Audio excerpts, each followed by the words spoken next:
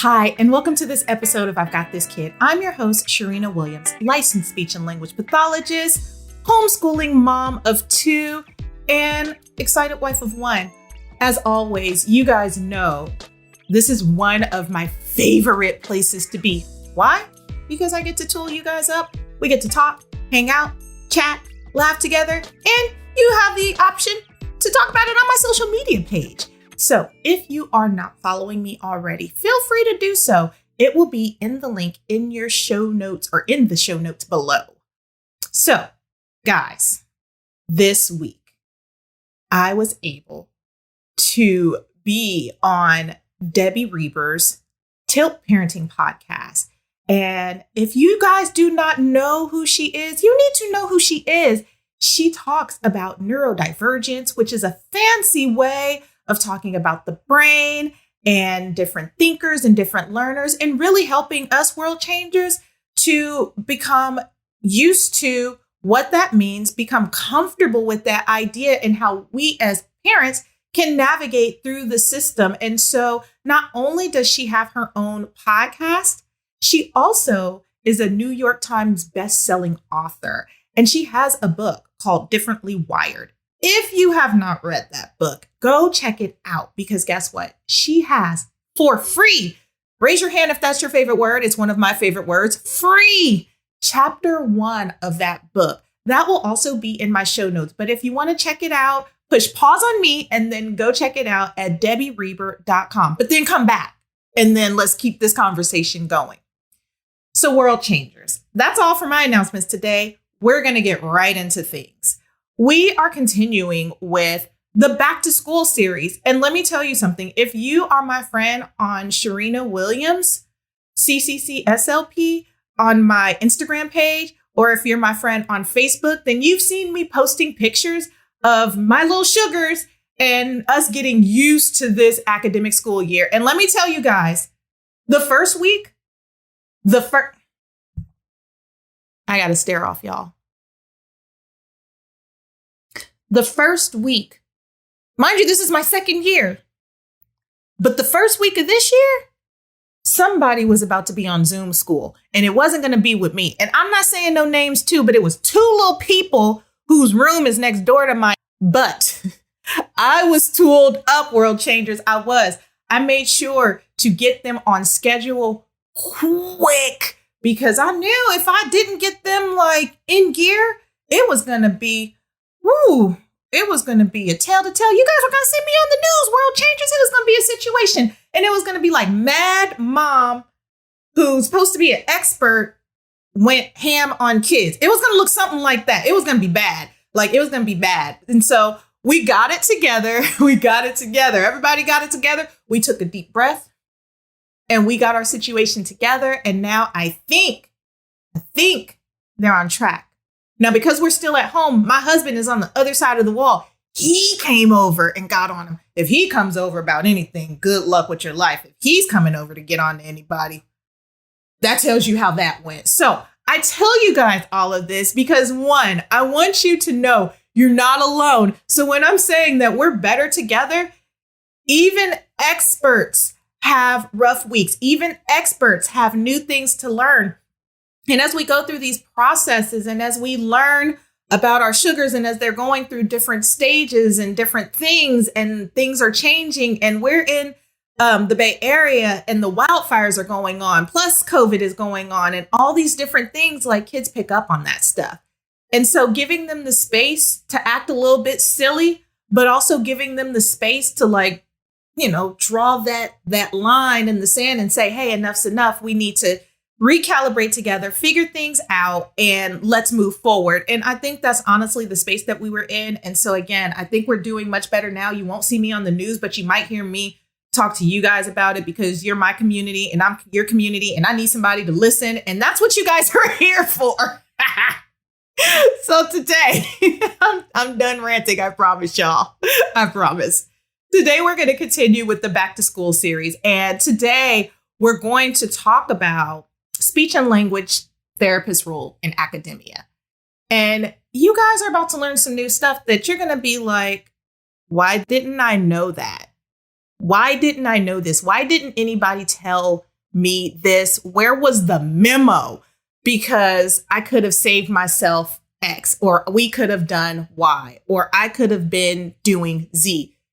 That's what I'm here for. So I'm going to help you guys out with that. So speech and language therapists, most people, for one, don't even know who we are. We're like that little cute hidden gem in school, and we're like somewhere next to the broom closet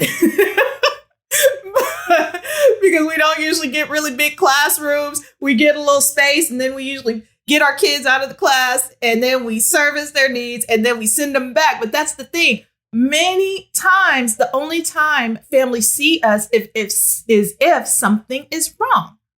People don't see us or think about, hey, can a speech pathologist be useful in other areas as well? We can. We are. We're probably some of the most resourceful people you didn't even know that you had in your back pocket or know you knew. So next time you see a speech therapist, like, give them a high five, because usually we go wide and we go deep in what we do. So what do we do in academia? Not only do we catch up those who have speech and language and different kind of pragmatic delays, we also are well versed and equipped in getting our other sugars who may need a little bit more support academically, or maybe on grade level, but need a little bit more of a challenge. We're good for that too. And so it's really important to understand that speech therapy changes from around preschool to school age. It really changes. Like, there's a huge shift, especially for me. I am an early interventionist, and I do see some school age kids because I like to diversify. But like, where I really study and where my heart really is, and not to say I don't love you school agers, I love the school agers, but where I do most of my research, I try to meet you guys where you're really young. And a lot of times the therapy looks play-based, and I get to hang out with the parents, and the parents get to hang out with me, and it's a much different relationship. But around preschool, it starts to look a lot less like play and a lot more like tabletop work. What do you mean by tabletop work? Stuff you do on a table, stuff you do where there is two people at a table doing some stuff together, working on some work together, learning together, doing together. So that's a lot different than us sitting on the floor and playing and exploring the world around us. And it's not to say that we don't explore with our preschoolers. We definitely don't do much exploring with our school agers. Like, it's just no room for that. And it's not the space in academia, but around preschool is where it really changes. And so the biggest shift that you'll see is that we kind of make a shift from verbal language to written language. I'm going to say it again. We make a shift between verbal language, the stuff that comes out of our mouth, and how to help our sugars understand and respond back. And then we start working on like written language.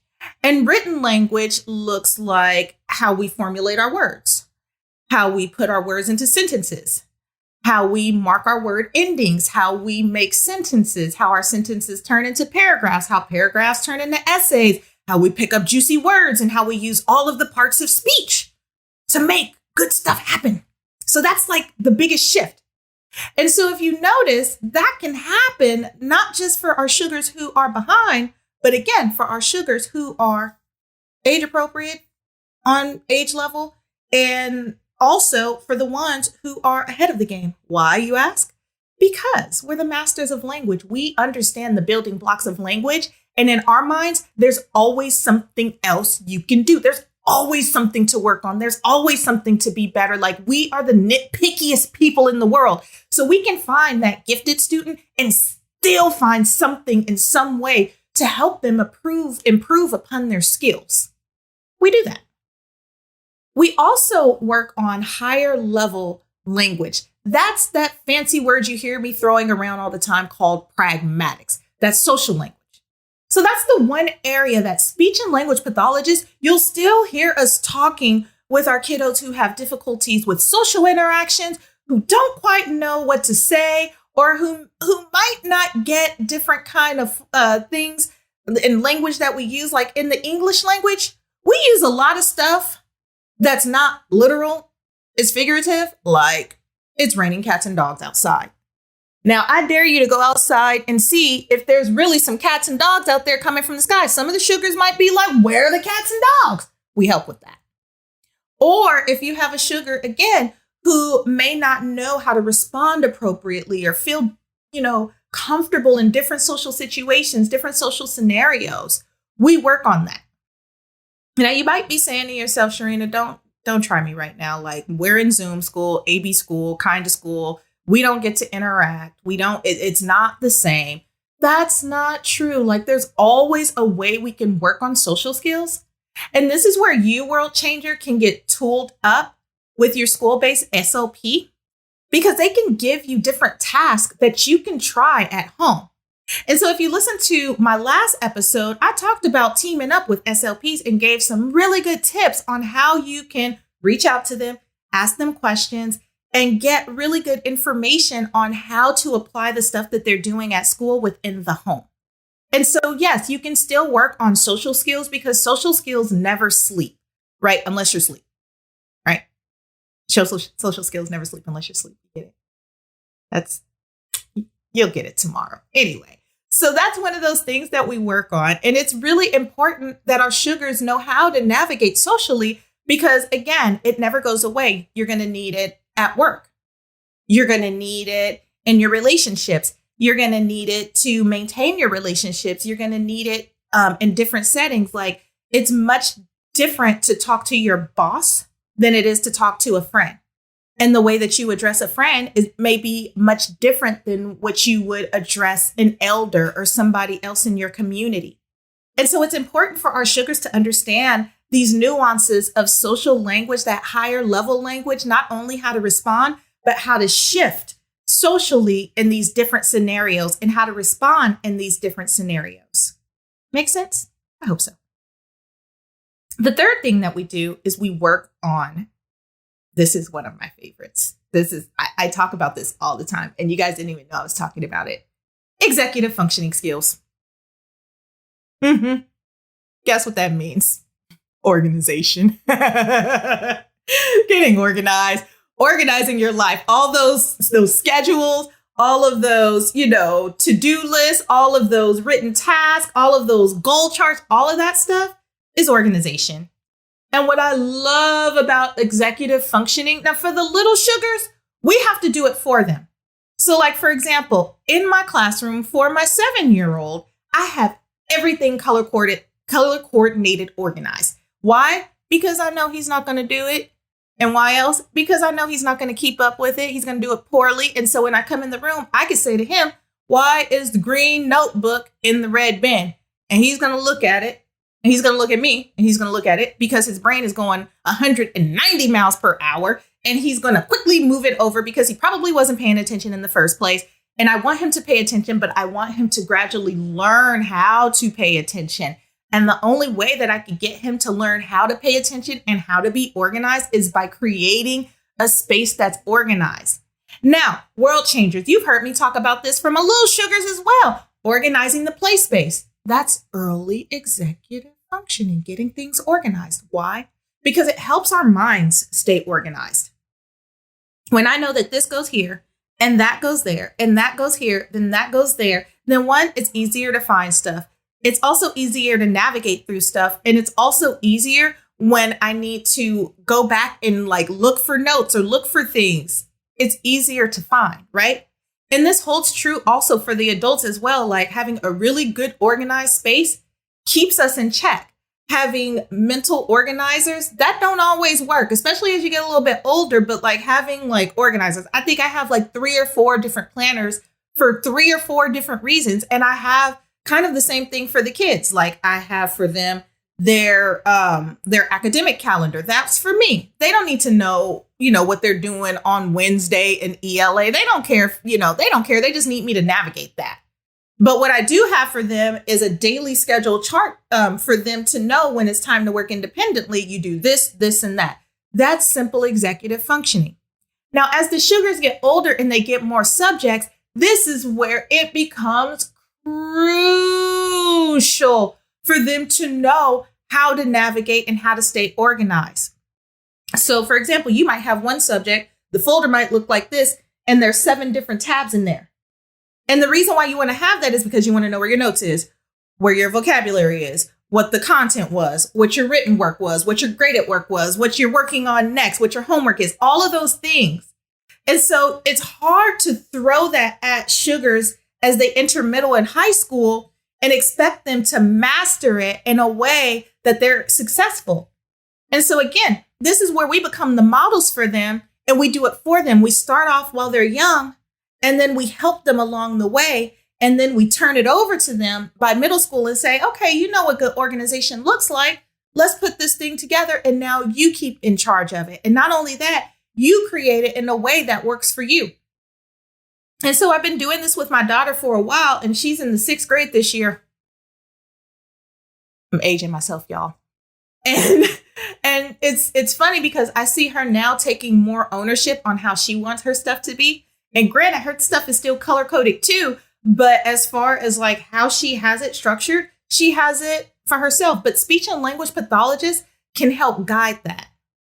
They can help show your sugars how to do that in a way to where it works for them and it helps them, especially if they're a kiddo with like ADD or ADHD, where it's really hard to keep track of stuff. For those sugars, like it's even more important to stay super organized, or else you look in the backpack and it looks like paper's like exploded out. It's like paper confetti or something.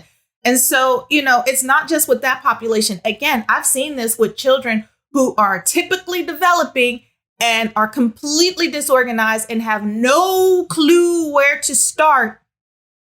And then I come in and I help them out and set them on their road to success, and then they maintain it for the long run. Another reason that you want to seek us out is because we understand how the brain works.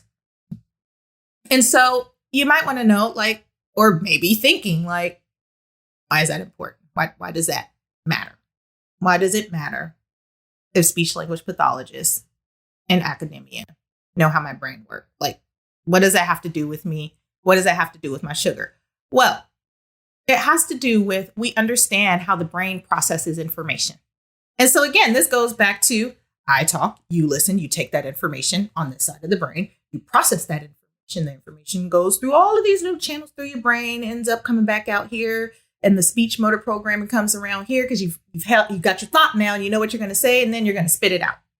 And so sometimes we process information differently. So you might have some sugars who learn by writing stuff down. Some sugars who learn in really quiet environments.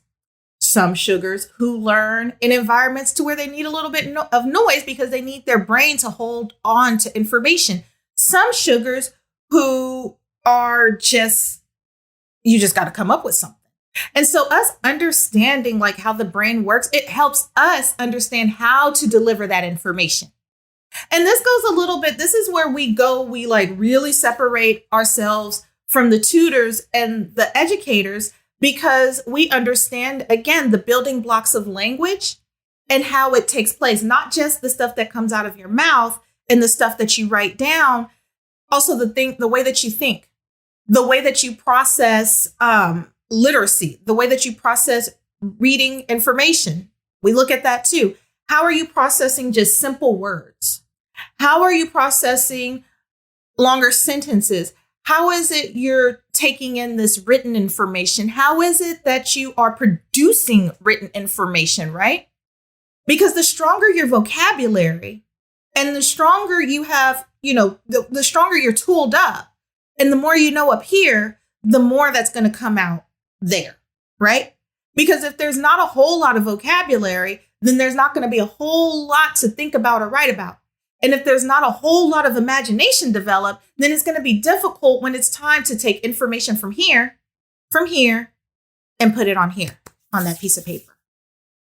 And so world changers, I don't want you guys to take that for granted, because you might have your sugar saying, well, I'm not a good writer, or I'm not a strong this, or I'm not a strong that. And I don't want you to think that at all about your sugar. It's not that they're not a great writer. It's just probably they need different ways and different avenues to think about literature, to be exposed to different things outside of their environment, right?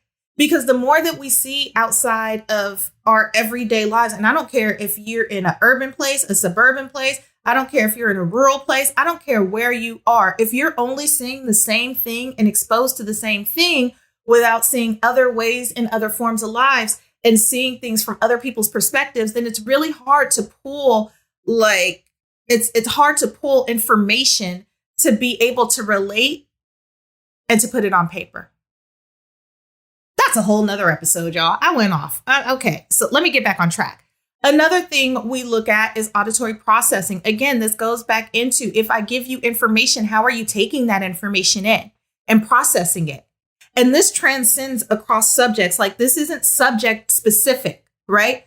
How you process information in history. How do you process information in math? How do you process information in English? How do you process information when you're writing? How do you process information in science? And so what you'll notice, world changers, is that there may be a little bit of a trend. And that's what speech and language pathologists are able to pick up on, that trend on how your sugar is processing information, and the best way to come in and meet them where they are so we can deliver that information to them in a way that they can learn.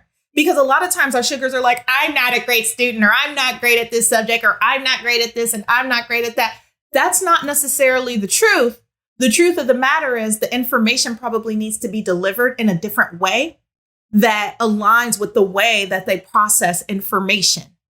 When we started homeschooling last year, my daughter just like, you could bet her $100 that she was like the worst math student in the world. Like, she stunk at math. She did not feel good about how she did math. She did not feel good about how she produced it. She always passed, but she never felt good about like her math and just in general. And so we started working on it. And I realized early on that she needed smaller chunks of information. Giving her a whole lesson at one time was designed for, it was like going to be failure. It was going to be mayhem, smoke in the city. There was probably going to be some tears. It was probably going to be some ranting and raging. There was probably going to be like, you take some space, I take some space, I'm not dealing with you. You know, like, it was going to be that kind of thing. But we learned that the way that she processed the information was she needed to write everything down, which meant it needed to be in smaller chunks so she could write it and work on it. And then her brain could take hold of it. And then she was able to produce it. And so I saw this kiddo who was probably like, low average in math. By the end of the school year, I think we had already like kind of started in next grade level math because she had picked it up because we got a system in place. And so that's where speech and language pathologists come in, is that we know how to watch how sugars interpret information and how they process that information, and to get them a game plan. So remember, my daughter doesn't have an IEP or a 504 plan or anything like that, but she was somebody who was, probably in the low average range in math, who's now probably going towards like upper average. She's doing better than what she was. Like, I don't expect her to be a mathematician, but I don't think that she was as low as she was when we started. And that's the role that we play. That is what we can do. Another thing that we look at in school in general, and again, this one goes into speech and language delay, is the articulation. And that's the way that you produce speech sounds. Speech and language pathologists within the school definitely look at speech sounds. We look at speech sounds in school and work on speech sounds in school. Why? Because the way that they're producing speech, the way that your sugar is producing speech, let's say that they're in 3rd grade by now, and they're still saying tat for cat and this for this. It happens. It's a real thing. Or maybe they have a lisp or something like that, right? And so what happens is every time they're saying it like that, the brain is interpreting and processing that information that way. And so when it's time to take that information up here and apply it to that book, then they're looking for the stuff to sound the way that they produce it in many cases, which can delay literacy skills. And so this is why I tell you guys, we don't wait and see. Like, when we know by like 18 months, things aren't feeling right. If you've watched the Milestone series, then you know by now what to expect. If you haven't, catch up on it So you'll know what to expect and when your sugar should be 100% intelligible, which means you can understand everything that they're saying. And so we look at this stuff because it does translate over into their learning. It definitely has an impact on their learning. So we look at that. We also look at the stuttering and the fluency in the school district. Why? Because again, this can not only have an impact on the learning, but it could also have an impact on the social skills and the confidence and all kinds of other things that come along with that. And usually for the little sugars, they don't really care. Like even little sugar peers, they don't care. They're usually pretty like forgiving, but around 5th grade, they care and they get questions asked. And so again, like using a speech and language pathologist for these kinds of things is important. If your school doesn't offer one, then at this point, sky's the limit. Like you can see a speech pathologist anywhere in the United States of America because everything is virtual at this point. And the final thing that we see sugars for in the school is the reasoning and the thinking skills, the memory, the attention, the retaining information. Some sugars catch on to information really quick, and they do a great job catching on to that information. But what then happens sometimes is the brain just can't find a place to store it, or they forget about it, or it gets mixed up, right? And sometimes the reasoning is not quite there to where you're kind of talking back and forth, and their outcome as to how they should solve things may not always make sense. We help with that because those areas are so important to get through life. It's not reasonable to go up to a friend and take their lunch without asking. It's not reasonable to go and interrupt a teacher when they're talking to other students. It's not reasonable to interrupt Zoom school. We think about these things as little things, but sometimes there's a deeper thing going on there, a deeper reason going on there. And in school, the sugar ends up being called either behavioral or disruptive or something along those lines, when sometimes there's an underlying issue that needs to be addressed. And so we definitely look at that area to make sure that everything is intact and get the sugar tooled up to where they're able to reason appropriately, to think things through. If I do X, then this is the outcome. To help them with that impulsivity, like just doing things without thinking about things. And also with the memory, holding on to information and being able to produce it. And it goes back to that auditory processing, to where we help learn how sugars process that information and then develop avenues for them to be able to produce it in a way that is totally appropriate. And so you may be wondering at this point, SLPs do all these things. I had no clue. But does that mean that I still don't use a tutor? Or what does that mean for the tutors out there? Or are you bashing tutors? No, absolutely not. I would never bash a tutor. Absolutely not. Because there's a difference in what we do and what they do, right? With SLPs, you want to enlist one of us if you notice that any of those things that I mentioned is persistent. That means that it's usually happening across the board. It's not just happening in one area, it's happening in multiple areas. And you're noticing like this trend that the same thing is happening in different places. It's probably happening in class, it's happening at home, it's happening with friends, it's happening on play dates. You just notice that this thing is going on, right? With tutors, we like them when we want to get through a specific subject, right? Say, for example, I'm great at every other subject except for history. I really need help in this way. That's when you enlist a tutor. But if there's something going on to where it seems like, gosh, they're not doing great in all of these areas, or I notice like they do really good on their work, except for when it comes to writing, except for when it comes to reading assignments, except for when it comes to memorizing information, that's when you probably want to think about an SLP.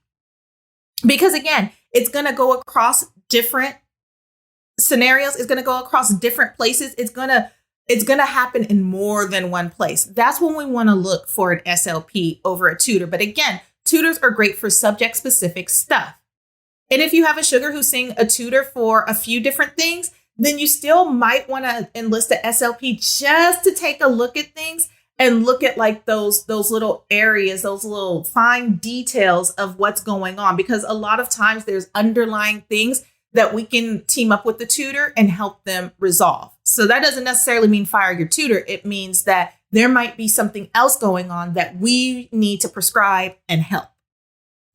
Again, tutors, they solve the more obvious things, the more obvious problems, where it might be, I need to get through the SATs. I need skills and tools to get through that. I need skills and tools to get through something very specific. Like it's an obvious thing, an obvious reason. Like it's not a persistent issue that's going on, that's underlying. And then if you go to a tutor, this is really important. I want you guys to catch this. If you go to a tutor and your sugar gets caught up and they're back on age level, but then you're like a year later when it's new information, oh my gosh, they're behind again. And it always feels like you're having to catch them up and catch them back up. Then again, that's an underlying issue. And so I want you to make sure that you get a speech and language pathologist on your side just to check things out. Because remember, in this world, if it doesn't look right, feel right, or smell right, we get help. We get help fast. We would rather be wrong than not find out. I would rather go through the trouble of you guys getting a second opinion, making sure everything is A-okay. And you'd be like, Cherina, I checked things out. I saw this was going on and we found out everything was great. Or Cherina, we went and checked things out and we found out, hey, there was a little something going on. Thank you. Either way, I would rather you go see, because we don't have time for wait and see. So, I'm telling you, our name can be super deceiving, because a lot of times when I tell people I'm a speech and language pathologist, they're like, oh, you help people with speech sounds. And they kind of think that it stops there. But it doesn't. Our role, again, goes so far, so wide, so deep, because we understand language, thinking, all of those things, speech, brain, swallowing. We understand all that from the inside and out. Anything that has to do with this and up, we deal with it in some way, shape, form, or fashion. We deal with it. That's our wheelhouse, and we love what we do. And so I don't want you guys to be deceived by our title. And this is why I'm giving you guys this information, because a lot of times people just have no clue. But again, remember, I'm here to tool you up. And so do not be afraid to reach out and get your sugar some help if they need support. And do not be afraid to ask questions, because there's no such thing as a silly question, more so an unanswered question. And finally, remember, y'all, the only stigma our sugars are going to feel is the one that we put on them. And so if we put a negative stigma or a negative connotation on you need support or we need support or whatever it is we need, guess what? That's what they're going to feel. That's what they're going to pick up on. And let me tell you something. Raise your hand if you've never needed help. If you raised your hand, shame on you. We've all needed help. I was biology dumb. I'm not going to lie. My husband helped me because he knew I was biology dumb. I told him I was biology dumb. That's how we met. I'm not kidding around. I was biology dumb. I needed help. We all need help. And so I don't want you guys to put stigma on stuff. It didn't mean I was dumb. It doesn't mean your sugar is dumb. It doesn't mean that there's anything wrong with their thinking or their learning. It just means that every once in a while, we've got to put our pride aside and get some help. Sorry for being frank, y'all. I told you guys, them kids, they had me. They're great people, but woof. I don't know sometimes, world changers. I don't know sometimes. But we got through the week. We're getting through it. We got through it. We're going to get through it. We always do. You guys know it's going to be all right. So catch up on past podcast episodes, blogs, and most important, subscribe. If you haven't subscribed yet, why? What were you doing? We're all at home. Subscribe. It's fun. I have fun. Well, we are better together as a community. Keep sending in your questions. Keep joining, keep liking, keep sharing and spreading the word, because you guys know how much I love being here and doing this with you guys. And we're just going to keep the party going. So until the next time, world changers, take care.